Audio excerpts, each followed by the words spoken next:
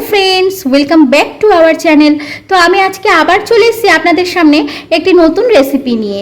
তো আপনারা আমার রান্নাটি প্রথম থেকে শেষ অবধি দেখতে থাকুন। তো আমি এখানে কাতলা মাছটাকে ভালো করে ধুয়ে পরিষ্কার করে নুন হলুদ মাখিয়ে নিয়েছি। এবার আমি মাছগুলোকে ভালো করে ভেজে নেব। তো মাছগুলোকে এবার আমি একে একে ছেড়ে দেবো।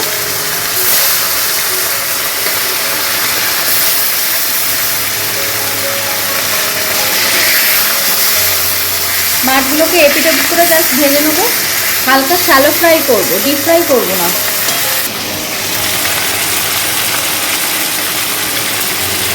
তো মাছগুলো আমার ভাজা হয়ে গেছে, এবার আমি মাছগুলোকে তুলে নেব।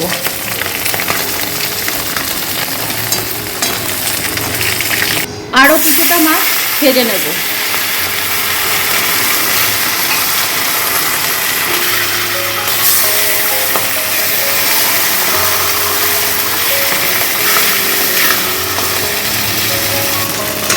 তোমার এক পিঠ হয়ে গেছে, মাছগুলোকে উল্টে নেব।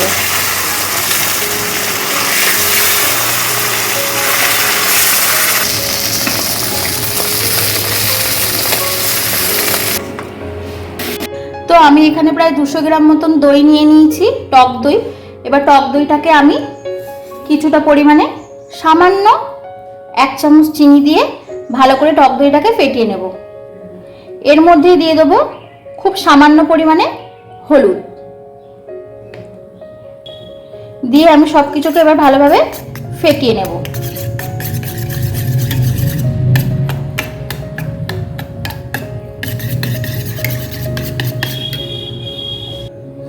চিনিটাকে আমি দইয়ের সাথেই ভালো করে ফেটাবো এই কারণেই, কারণ যাতে চিনিটা দইয়ের সাথে ভালো করে ক্যারামেলাইজড হয়ে যায়।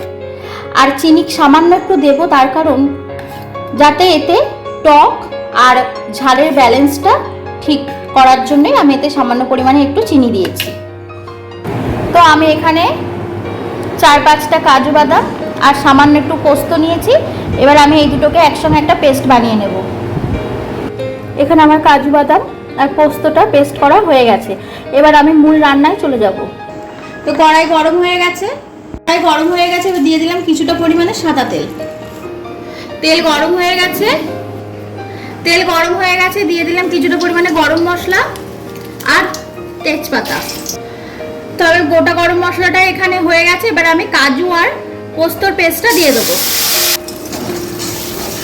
তো সব কিছুকে আমি এবার একবার ভালোভাবে নেড়ে নেব।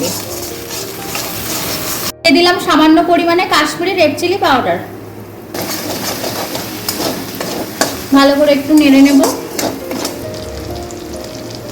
তো এবার আবার এর মধ্যে দিয়ে দিলাম পরিমাণ মতন জল।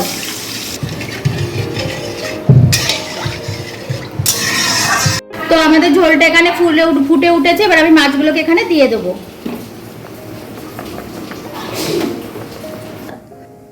তো আমি কড়াইতে দিয়ে দিলাম আরও একটু কিছুটা পরিমাণে সাদা তেল। আগে আমি পোস্ত আর কাজু বাদাম বাটাটা আলাদাভাবে আমি কষিয়ে নিয়েছি। এবার আমি কাঁচা মশলাটাকে ভালো করে কষিয়ে নেব। দিয়ে দিলাম সামান্য পরিমাণ আদা বাটা, দিয়ে দিলাম সামান্য পরিমাণে রসুন বাটা। ভালো করে আমি নেড়ে নেব। এবার আমি মাছের এই ঝোলটাকে এর মধ্যে ঢেলে দেব। আমি সব কিছুকে ভালোভাবে একবার নেড়ে নেব। এখানে আমি প্রথমে কাজু বাদাম আর যে পোস্তটা বেটেছিলাম সেটাকে আমি ভালো করে কষিয়ে নিয়ে তার মধ্যে আমি জল ঢেলে দিয়ে মাছটাকে কিছু সময় ফুটে নেওয়ার পর তারপরে আমি নতুন করে সাদা তেল দিয়ে কাঁচা মশলাটাকে কষিয়ে তার মধ্যে আমি এই ঝোলটাকে ঢেলে দিয়েছি। দিয়ে দিলাম 3টি চেরা কাঁচা লঙ্কা। কাঁচা লঙ্কাটা একটু দেরিতেই দেবো যাতে এর ফ্লেভারটা ভালো আসে। নুনটা দিয়ে দিলাম সামান্য পরিমাণে নুন। তো আমার এখানে ঝোলটা ফুটে গেছে। এবার আমি আগে থেকে ফেটিয়ে রাখা টক দইটা আমি এর মধ্যে সম্পূর্ণভাবে দিয়ে দেব। দেওয়ার সাথে সাথে ভালো করে নাড়িয়ে দিতে হবে, নয়তো কিন্তু টক দইটা কেটে যেতে পারে। দিয়ে দিলাম সামান্য পরিমাণে লাল লঙ্কার গুঁড়ো।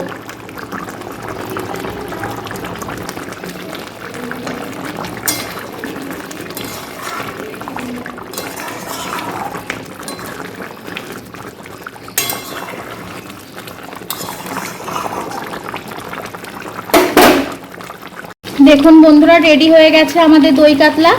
এবার সামান্য পরিমাণে গরম মশলা গুঁড়ো দিয়ে নামিয়ে নেব।